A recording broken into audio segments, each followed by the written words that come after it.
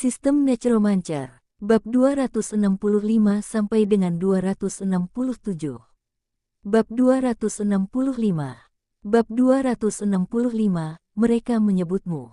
Ceritakan padaku secara detail, kata Wu Heng. Kami mengikuti instruksi asosiasi dan mengirim gadis manusia kembali ke kediaman mereka. Di saat yang sama, kami juga mengetahui bahwa ada orang hilang dari keluarga lain. Semuanya adalah gadis muda.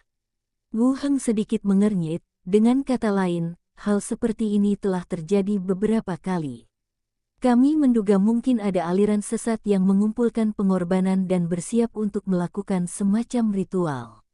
Oh Lin menyentuh janggutnya dan melanjutkan, kami tidak tahu, dan kami hanya ingin Anda melihatnya, Diakon Agung, apakah ada cara untuk melakukannya, lakukan. Di mana mayat para perompak dan pembeli terakhir kali? Wu Heng berencana menanyakan mayat itu. Bakar, jawab Oh Lin. Sial, tidak ada kesempatan untuk bertanya tentang mayat itu. Ya, terakhir kali kami mengeluarkan isi perutnya, petugas koroner mengatakan akan dibakar keesokan harinya. Yang menghilang baru saja kemarin. Ini ikat kepala yang dibawakan ibunya. Enyer menyerahkan ikat kepala itu. Sepertinya cukup sulit. Tidak lama kemudian, kereta sudah siap. Detik berikutnya, api biru menyala di rongga mata tengkorak. Dia berkata, Weyer, ikuti saya dan tanyakan tentang situasinya, catat fitur wajah dan lokasi orang hilang, lalu tulis komisi dan publikasikan. Letakkan tali rambut, berdekatan satu sama lain dan rekatkan kedua benda tersebut. Pegang beberapa dokumen dan tali rambut biru di tangannya. Saat ini, Underwale juga akan menyelesaikan tugas penulisannya. Aku ikut denganmu. Aku bisa menjagamu jika kamu butuh sesuatu. Setelah mengunyah 3 atau 4 suap, api jiwa biru keluar dari tengkorak.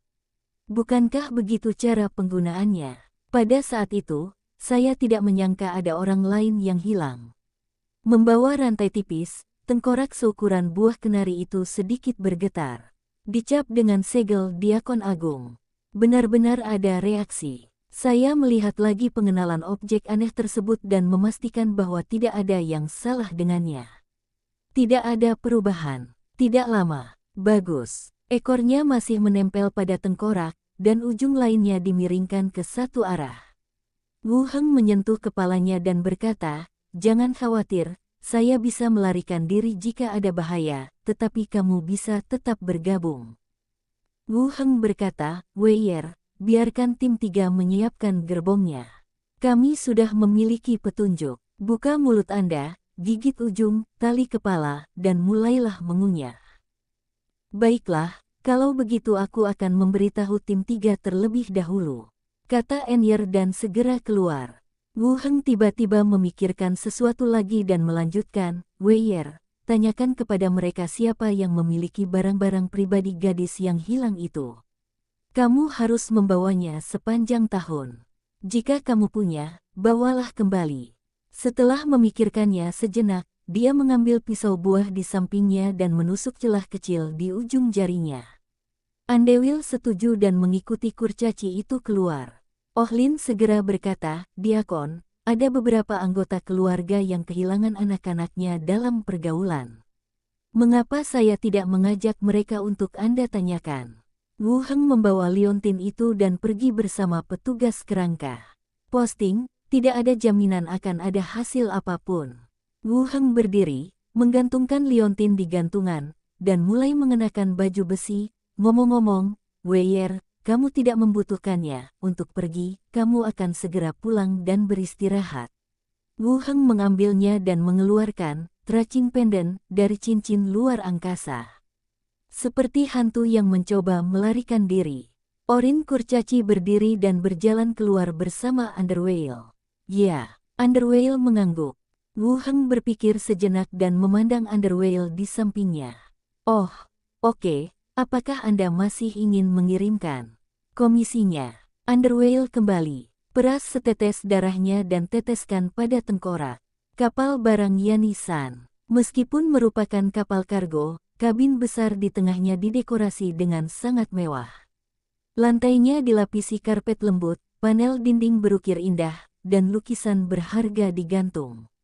Dikatakan sebagai kapal barang, tapi lebih mirip lobi sebuah rumah besar. Sebagai pemilik perahu, Malik berjalan keluar perlahan dengan mengenakan gaun berwarna gelap dan memegang tongkat kayu kokoh. Di sampingnya ada seorang wanita cantik dengan gaun slim fit berpotongan rendah berwarna hijau tua. "Pak Malik, Bu, Anda tampak cantik hari ini, Tuan Malik, dan Nyonya, Anda tetap cantik seperti biasanya." Di aula, semua orang yang menghadiri jamuan makan menyambutnya satu demi satu. Malik berjalan perlahan sambil mengangguk dan menyapa semua orang. Kali ini, seorang pemuda berambut keriting melangkah masuk. Ketika melihat Malik, ia langsung tersenyum dan berkata, "Pak Malik, semoga saya tidak menunda jamuan makan Anda." Malik tertawa dan berkata, "Saudaraku, kamu datang tepat pada waktunya. Makan malam tidak akan dimulai tanpamu." Berbicara, keduanya berpelukan. Usai berbasa-basi, pria itu terus memandangi wanita cantik di sampingnya, membungkuk dan mencium ujung jarinya. "Kamu secantik biasanya." Wanita itu tersenyum, dengan lembut menggaruk telapak tangan orang lain, dan berkata, "Kamu penuh perhatian seperti sebelumnya." Keduanya saling memandang sejenak dan tersenyum satu sama lain. Secara bertahap, para tamu di jamuan makan masuk satu demi satu. Perjamuan juga akan segera dimulai. Malik bertepuk tangan ringan. Setelah makanan lezat disajikan, beberapa penjaga yang mengenakan baju besi keluar dari satu sisi kabin. Lebih dari 6 gadis muda dengan wajah pucat diantar ke meja tamu perjamuan. Para tamu yang sudah tidak sabar menusuk pergelangan tangan gadis itu dengan kukunya. Darah merah cerah mengalir ke dalam piala, lalu mereka memasukkannya ke dalam mulut dan mencicipinya dengan hati-hati. Ada juga orang yang langsung menggigit luka di pergelangan tangannya dan menghisap banyak-banyak. Wajah penuh kenikmatan, bau darah menyebar kemana-mana. Para pelayan dan penjaga yang menjaga ruang perjamuan bertindak seperti biasa dan tidak bereaksi sama sekali. Setelah minum satu sama lain, gadis-gadis itu mulai berdiri goyah karena kehilangan banyak darah. Malik melambaikan tangannya sedikit, dan para penjaga menurunkan semua orang. Efek obat-obatan di dunia ini masih signifikan, dan kehilangan darah tidak akan membunuh mereka. Tetapi mereka juga akan disimpan di penangkaran dan digunakan sebagai makanan darah di masa depan. Malik menyesap anggur darah di cangkir lagi dan berkata dengan lembut, "Wu Heng yang mengambil piala darah akan datang. Saya akan menyampaikan pesan dan memberikan hadiah 20 koin emas di kepalanya. Saat kamu pergi ke laut, perhatikan. Beberapa, bunuh dia dan dapatkan kembali 2 barang langka itu." Petik 2. Tuan Malik sangat menghargainya. Hadiah untuk buronan tingkat ketiga hanya sebesar itu, tapi Anda sebenarnya menghabiskan 20 koin emas untuk kepalanya. Memang, dia tidak bernilai uang sebanyak itu. Malik menggelengkan kepalanya, lebih baik aman dan mendapatkan kembali benda langka itu dulu. Saat dia datang, tidak akan sulit untuk membunuhnya.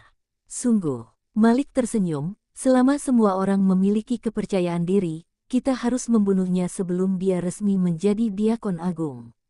Bagus, semua orang mengangguk sambil mencicipi anggur.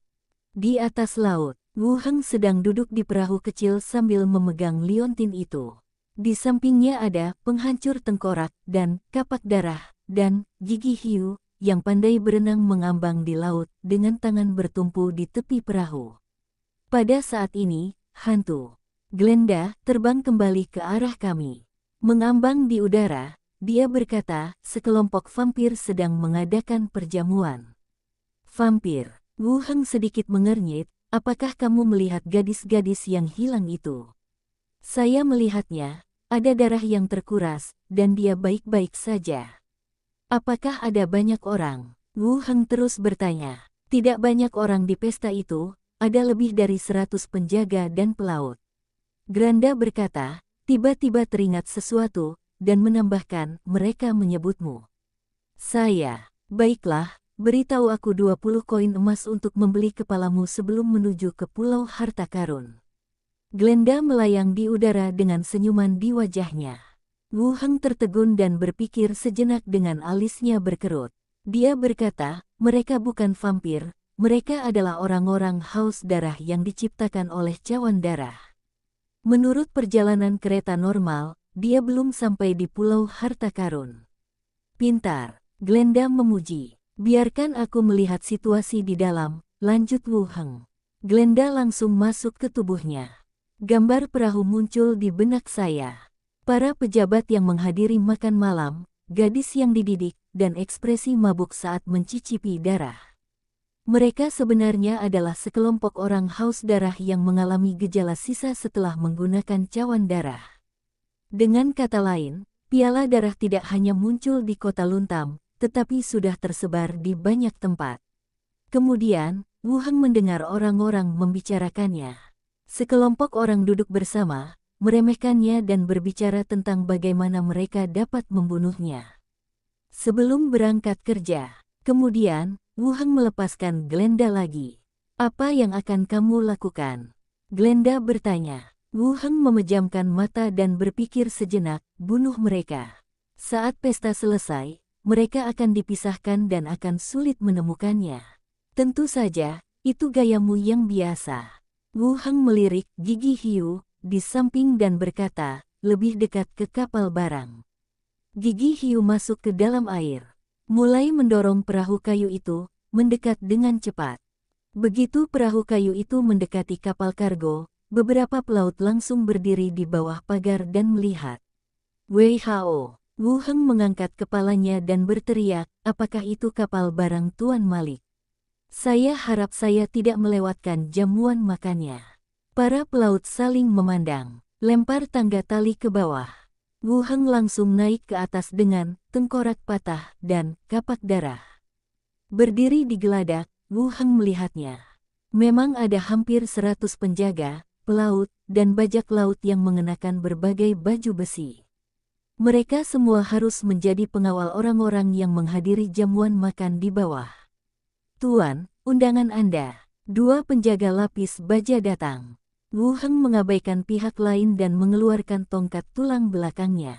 Berkata kepada orang-orang di luar, ayo, lihat aku. Banyak pelaut penjaga yang berdiri di luar memandangnya dengan ragu. Wu Heng memegang tongkat itu dan mengulurkan tangannya ke bawah, tidur. Hore! Sejumlah besar pelaut dan bajak laut jatuh ke tanah. Hanya beberapa orang yang tersebar masih berdiri di tempat yang sama, melihat ke sini dengan ngeri. Wu Heng melirik orang lain dan berkata langsung, bunuh mereka. Penghancur tengkorak dan kapak darah, melangkah maju, menyerang orang-orang yang tersisa. Bab 266. Bab 266, Anda tidak punya alasan. Di ruang perjamuan, musiknya merdu. Semua orang bersulang dan berbicara, dan seluruh ruangan penuh dengan tawa. Bang gelombang. Tiba-tiba, pintu ruang perjamuan dibuka dengan paksa. Seorang pria yang mengenakan baju kulit dan syal pelaut masuk. Kulit mengecil, bibir mengecil, dan terdapat bekas luka berdarah di bawah kaki. Suara kegembiraan tiba-tiba berhenti. Semua orang melihat bangkai yang tiba-tiba menyerbu masuk dengan tidak percaya. Ketuk-ketuk-ketuk gelombang. Lebih banyak lagi mayat busuk yang mengenakan pakaian berbeda bergegas masuk, mendorong dan mendorong. Melihat orang lain di aula, segera bertindak dan serang seperti binatang buas. Itu karena bobotnya, bunuh mereka. Teriak seseorang. Para penjaga adalah yang pertama bereaksi. Tarik senjatamu dan segera hadapi bangkai di depan. Pedang panjang itu menyapu, dan kepala mayat itu jatuh dan berguling ke samping. Sebelum dia bisa bahagia, tubuhnya mulai dengan cepat membentuk bintil-bintil sebesar mulut mangkuk. Papa-papa gelombang. Jerawat itu meledak, dan laba-laba berwarna-warni muncul dari sarinya dan terus menerkam makhluk di sekitarnya. Semua orang menebas laba-laba itu dengan pedang mereka lagi. Laba-laba mati. Bang-bang-bang gelombang. Tubuhnya terus meledak, dan kabut tebal beracun naik, dengan cepat memenuhi seluruh aula. Mayatnya busuk. Semua mendekat padaku, ayo bertarung bersama. Seseorang berteriak keras, dan membentuk formasi sederhana dengan orang-orang di sekitar mereka, dan mulai menyerang keluar. Tempat ini ditutup seluruhnya, dan gas beracun terus meningkat. Jika Anda tetap di sini, cepat atau lambat Anda akan mati. Ding ding ding ding ding gelombang. Selama pertarungan sengit, mayat terus berjatuhan, terbelah menjadi lebih banyak laba-laba, dan terus membunuh yang lain. Orang-orang yang melawan mayat-mayat yang membusuk dan terus menangkap laba-laba yang memanjat tubuh mereka. Bergegaslah. Laba-laba sangat berbisa. Setelah gigi tajam merobek kulit, timbul memar dan bisul yang luas, serta rasa sakit yang tak tertahankan. Terganggu oleh laba-laba, mengganggu ritme pertempuran. Banyak orang terlempar ke tanah oleh bangkai-bangkai di belakang mereka, dan dicabik-cabik serta dipotong secara acak. Beberapa orang yang berencana memimpin tim untuk bergegas keluar langsung mundur setelah separuh jenazah tertinggal. Tutupi mulut dan hidung Anda dengan lap basah, bersandar pada sudut dan terus bertahan. Sialan, Marik, apakah kamu sudah memprovokasi ahli nujum senior? Kamu harus minta maaf. Akan sangat merepotkan jika kita terus bertarung seperti ini. Beberapa pejabat yang menghadiri jamuan makan berteriak keras. Malik, yang menjadi tuan rumah perjamuan, mengatupkan giginya dan memotong gulungan daging busuk di tubuhnya. Dia juga berteriak, bagaimana saya tahu necromancer? Saya tidak pernah menyinggung perasaannya. Anda telah menyinggung perasaan saya dan membawa saya ke sini. Sial, kamu seharusnya tidak ikut serta dalam urusan omong kosongmu ini. Tuan Guru, apakah ada kesalahpahaman di sini? Tolong hentikan serangan itu. Kami dapat memberi Anda kompensasi yang besar. Ya, jika Anda memiliki konflik dengan siapapun, kita bisa duduk dan membicarakannya. Saya minta maaf kepada Anda atas nama Malik. Gululu gelombang. Saat dia berbicara, dua benda bundar berguling dari celah lingkaran pertahanan hingga ke kakinya. Tapnya terlepas dan terjatuh. Semua orang mengerutkan kening sebelum ada yang membungkuk untuk mengambilnya. Bang-bang gelombang. Dua ledakan keras terdengar, granat meledak, dan beberapa orang yang bertahan terlempar dalam sekejap. Darah dan anggota tubuh yang terpenggal berceceran ke seluruh dinding sekitarnya. Dalam sekejap, tidak banyak orang yang masih hidup yang tersisa. Orang-orang yang tersisa tidak memiliki semangat juang dan memegang kepala monyet di tangan mereka, memohon belas kasihan. Ketika mayat-mayat yang membusuk juga dibunuh di area yang luas dengan granat. Malik melihat peluang yang tepat dan segera berlari menuju pintu dari satu sisi. Pedang tipis di tangannya diayunkan, dan beberapa kepala mayat yang membusuk segera jatuh ke tanah. Sebaliknya, tubuhnya dengan fleksibel berlari ke koridor. Penglihatannya kembali dan dia menarik napas dalam 2 kali. Malik berdiri di salah satu ujung koridor, memandangi 3 sosok di seberangnya. 2 sosok tinggi, seorang pemuda jangkung dan tinggi, berambut hitam mengenakan baju besi kulit wakil diaken berwarna gelap dan memegang tongkat tulang putih. Diakon serikat, rambut hitam, mata hitam. Jantung Malik berdegup kencang dan wajahnya semakin muram. Pak Wakil Diakon Asosiasi, saya ingin bertanya apa yang terjadi. Malik menarik napas dalam-dalam, memaksa dirinya untuk tenang, dan bertanya. Tuan Malik tidak mengenal saya. Dia menyebut saya berkali-kali di jamuan makan tadi. Jika Anda membunuh saya sekarang, Anda dapat menghemat banyak uang. Wajah Malik menjadi dingin, dan tiba-tiba dia melemparkan pedangnya ke depan. Bagaikan anak panah yang lepas dari talinya, dengan bunyi siulan yang menembus udara. Tubuh itu mengikuti dari dekat, berubah menjadi bayangan dan dengan cepat mendekati ketiga orang itu. Dalam perjalanan, dia mengulurkan tangan dan mengeluarkan 2 bilah pendek dan memegangnya di tangannya. Wus gelombang. Pedang yang dilempar berhasil dihindari oleh mereka bertiga dan dipaku ke dinding kayu di belakang. Marik mendekat dengan cepat, belatinya menusuk tepat ke celah antara pelindung dada dan helm Skullbreaker. Bang gelombang. Namun, aksi Skullcrusher lebih sederhana dan rapi. Sandarkan tubuhnya ke belakang, dia menendang perut Malik. Setelah kecelakaan yang membosankan, Malik yang mengenakan pakaian formal terbang mundur dan memuntahkan seteguk darah. Dia mengangkat kepalanya lagi dan menghadapi beberapa sinar putih kelabu yang menerpa tubuhnya. Kekuatan fisik mulai menurun dengan cepat dan ki serta darah menurun. Luka yang berangsur pulih setelah minum obat tadi mulai bernanah lagi. Keadaan Anda sendiri sedang menurun dengan cepat. Malik segera berdiri, mengeluarkan 2 buah petir yang menggelinding dari tangannya, dan melemparkannya langsung ke depan. Setelah berguling setengah jalan, dia ditendang kembali oleh Skull Crusher. Bang bang bang gelombang. Guntur menggelegar meledak dan asap langsung memenuhi udara. Sosok Malik langsung berubah menjadi bola kabut hitam, menyatu dengan asap, dan melayang menuju pintu koridor. Horeho gelombang. Penghancur tengkorak dan kapak darah yang dipersenjatai dengan senjata mulai mengejar asap hitam. Wu Heng juga mengeluarkan senapan mesin ringan dari ring luar angkasa dan mulai menuangkan peluru ke kabut hitam di atas kepalanya. Peluru ditembakkan secara intensif, menghilangkan kabut dan mengembunkannya. Bergerak semakin lambat, Malik menjerit kesakitan, berubah kembali menjadi manusia, dan jatuh ke tanah. Tengkorak yang hancur melangkah maju dan menginjak dadanya.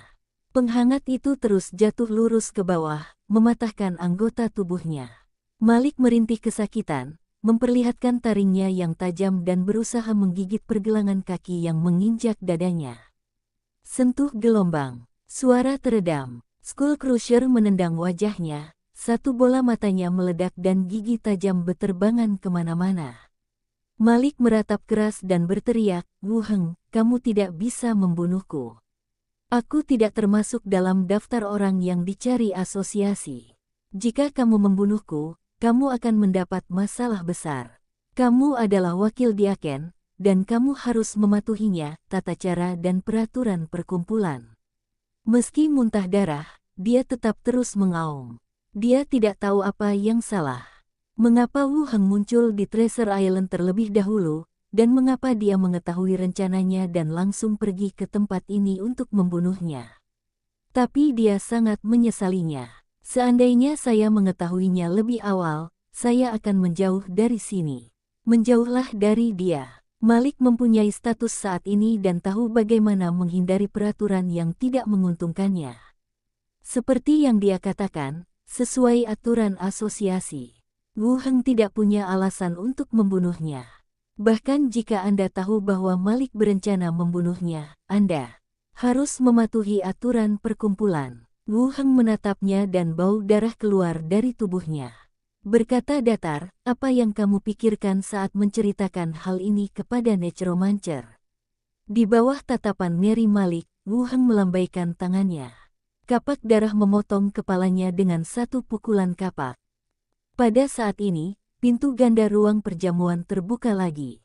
Seorang wanita dengan riasan warna-warni mengenakan gaun gelap, memperlihatkan 2 paha ramping, tersandung darah di sekujur tubuhnya. Kabut beracun di aula di belakangnya telah tersebar luas, dan tidak ada orang yang hidup yang terlihat. Wanita itu berpegangan pada dinding dan mengumpat, "Malik, apakah kamu laki-laki? Kamu meninggalkan wanitamu dan kabur duluan." Gululu gelombang. Saat ini, kepala Malik berguling. Pupil mata wanita itu tiba-tiba menyusut, dan ketika dia mengangkat kepalanya, dia melihat 3 sosok berdiri tidak jauh dari situ. Segera berteriak, "Jangan bunuh saya bukan ancaman bagi Anda, saya bisa melayani Anda, saya sangat nyaman." Bab 267.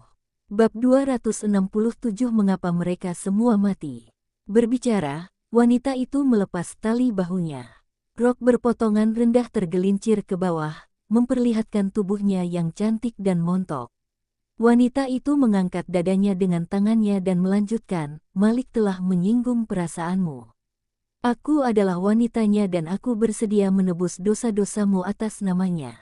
Saat dia berbicara, ekspresinya menjadi semakin menyedihkan dan tidak berdaya. Penampilannya yang pemalu dan sosok setengah telanjang memberikan pengaruh yang istimewa bagi orang-orang. Sepertinya dia cukup pandai menggoda pria. Wu Heng memandangnya dan berkata, "Di mana gadis yang kamu tangkap?" "Di sini, di kabin di bawah," Malik membangun ruangan gelap untuk menghindari pemeriksaan. Saya akan mengantarmu ke sana. Tidak perlu, saya dapat menemukannya sendiri. Wu Heng mengatakan sesuatu dan menarik pelatuk senapan mesin ringan di tangannya. Suara tembakan meledak. Sebelum wanita itu sempat bereaksi, beberapa lubang berdarah muncul di tubuhnya. Melihat tubuhnya dengan ngeri, dan terjatuh sedikit demi sedikit. Wu Heng melihat mayat itu dan memastikan bahwa mayat itu sudah mati. Biarkan kerangka itu menyeret kedua mayat itu kembali ke ruang perjamuan.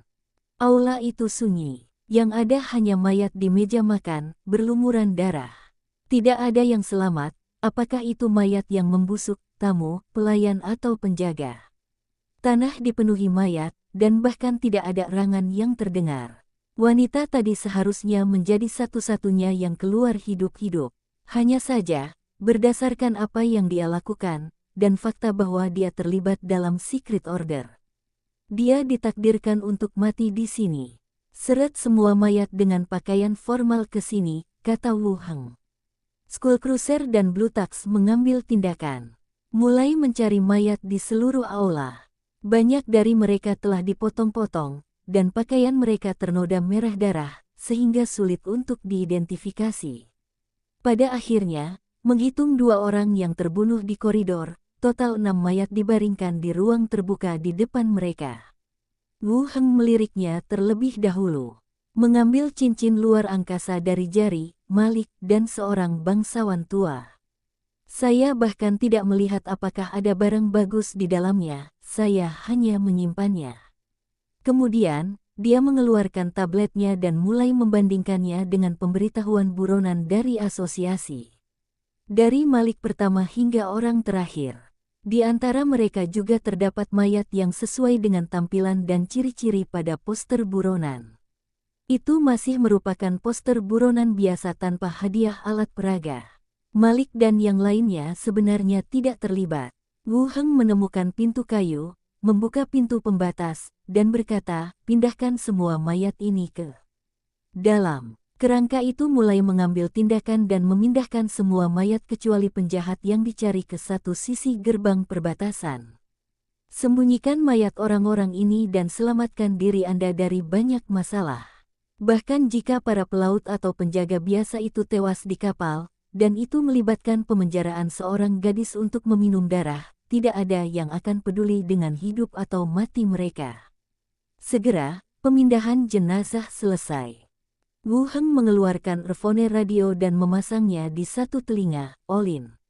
Saya di sini, Tuan Diakon Agung. Bawa seseorang ke sini, kata Wu Heng. Sudahkah Anda memastikan bahwa itu ada di kapal? Saya segera meminta seseorang untuk memberitahu asosiasi untuk meminta bala bantuan, dan pada saat yang sama mengatur orang untuk naik ke kapal dengan paksa, kata Olin dengan suara serius.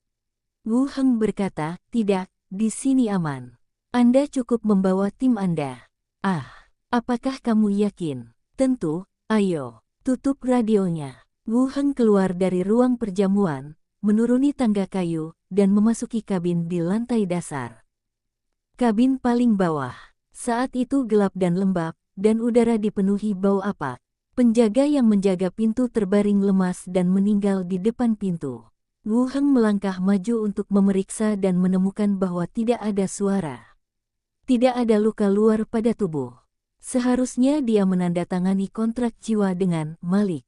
Saat Malik meninggal, jiwa mereka juga hancur. Ditemukan, di sana, kata Glenda sambil melakukan penetrasi dari satu sisi. Wu Heng mendatangi dinding kayu dan melihat sekeliling, bagaimana menuju ke sana. Mekanismenya ada di lampu dinding sebelah kiri. Bisa dibuka dengan menarik tiang lampunya. Dibandingkan dengan Wu Heng, Granda memahami tata letak mekanisme ini dengan lebih baik. Terakhir kali dia berada di ruang belajar rumah tuan kota di kota Luntam, dia membawa Wu Heng untuk menemukan ruang harta karun di balik pintu rahasia. Tentu saja, dengan wawasan Wu Heng saat ini, dia mungkin tidak dapat menemukan mekanismenya setelah melakukan penelitian yang cermat. Tetapi itu pasti akan memakan waktu. Akan lebih cepat tanpa Glenda memberitahunya secara langsung. Wu Heng berjalan mendekat dan menarik tiang lampu dinding. Dengan sekali klik, celah terbuka di dinding kayu. Cukup dorong perlahan untuk membukanya. Bagian dalam masih gelap, samar-samar terlihat sosok-sosok yang meringkuk di sudut di dalam 3 sangkar besi. Lemah dan tak berdaya, menggigil. Wu Heng tidak berjalan mendekat untuk menghindari menakut-nakuti mereka. Dia berusaha bersikap selembut mungkin dan berkata, "Kamu aman. Saya wakil di Aken Asosiasi. Saya telah dipercaya oleh keluarga Anda untuk membawa Anda kembali." Tidak ada respon dari kandang. Beberapa mata curiga, dengan sedikit ketidakpercayaan. "Ini ikat kepala kalian semua. Ibumu memberikannya kepadaku dan memintaku untuk membawamu kembali." Wu Heng mengeluarkan tali kepalanya dan melemparkannya ke depan sekelompok orang. Di luar kapal barang, setelah burung hantu abu-abu memastikan bahwa tidak ada orang di dalamnya, orang-orang dari tim ketiga segera naik ke kapal dan melihat sekeliling dengan hati-hati. Angin malam sangat dingin, dan dek kosong tanpa ada seorang pun yang terlihat. Sepertinya kapal hantu mengambang di laut. "Periksa," perintah Ohlin. Warga pun sedikit berpencar. "Periksa situasi di dek, Kapten. Ada darah di sini dan belum kering. Ada tanda-tanda pertempuran di sini. Ada telinga di sini." Beberapa orang berbicara satu demi satu. Bukti bahwa pertempuran baru saja terjadi di kapal. Perahu mereka tidak jauh. Tapi aku tidak mendengar gerakan apapun. Orin menggunakan binatang jinak itu dan terbang mengelilingi kapal lagi. Setelah memastikan bahwa memang tidak ada orang di sana, dia langsung berkata, "Ayo turun dari kabin." Beberapa orang mengangguk, memegang senjata, dan memasuki kabin. Dangrang gelombang, melangkah ke koridor, memegang pedang besi di kakinya. Kemudian bau darah yang pekat dan menjijikkan menerpa wajahnya. Wajah orang-orang menjadi semakin jelek, dan mereka juga mempercepat langkah mereka. Melewati koridor panjang yang penuh dengan jejak pertempuran dan mendorong pintu ruang perjamuan, ekspresi semua orang tiba-tiba berubah. Orang di depan tanpa sadar melangkah mundur dan menabrak orang di belakang. Aula yang tampak luas dan mewah ternyata dipenuhi dengan mayat. Kematiannya sangat menyedihkan dan tidak dapat dikenali lagi. Banyak jenazah yang tidak sehat dan terbelah menjadi beberapa bagian, serta bentuk manusianya tidak lagi terlihat jelas. Tapi masih sepi. Tidak ada suara. Sial, apa yang terjadi? Ini adalah mayat yang terlihat seperti mayat membusuk. Apakah Diakon Agung mengambil tindakan? Satu orang membunuh banyak orang. Seseorang bertanya, "Bagaimana saya bisa tahu?" Orin kurcaci mengulurkan tangannya untuk memberi isyarat agar semua orang tutup mulut. Berjalan saja secara acak, tanpa mengetahui apa yang akan Anda lihat lagi. Menggunakan alat komunikasi aneh di kepalanya secara langsung, dia bertanya, "Tuan Diakon Agung, kami berada di kapal barang, di mana Anda?" Suara Wu Heng datang dari headset radio, "Saya berada di dek, bukankah saya melihat Anda? Kami akan segera ke sana." Olin tidak ingin tinggal di sini lebih lama lagi, jadi dia memanggil anak buahnya dan langsung keluar. Cepat ke geladak. Dari kejauhan, saya melihat Wu Heng dan beberapa gadis mengenakan kulit binatang berdiri di geladak. Beberapa batu ringan menerangi area sekitarnya dengan terang. "Tuan Diakon Agung." Ohlin melangkah maju. "Biarkan seseorang mendaftarkan anak-anak ini dan menanyakan nama serta alamat rumah mereka. Sisanya akan pergi dan mengikat perahu di bawah keburitan." "Oke." Ohlin segera memesan. Saat ini, Gigi Hiu, yang tertinggal di bawah air juga naik dari tangga tali. "Shark Tooth, pergi ke taksi, ayo bersiap untuk kembali." Gigi Hiu juga berjalan langsung. Tak lama kemudian, kapal barang itu perlahan mulai bergerak dan mendekati pelabuhan. Olin kembali lagi, "Tuan Diakon Agung, apa yang harus kami katakan kepada asosiasi?" Tidak ada yang menyedihkan tentang orang-orang mati ini. Tetapi asosiasi tersebut masih memiliki proses dan peraturannya sendiri.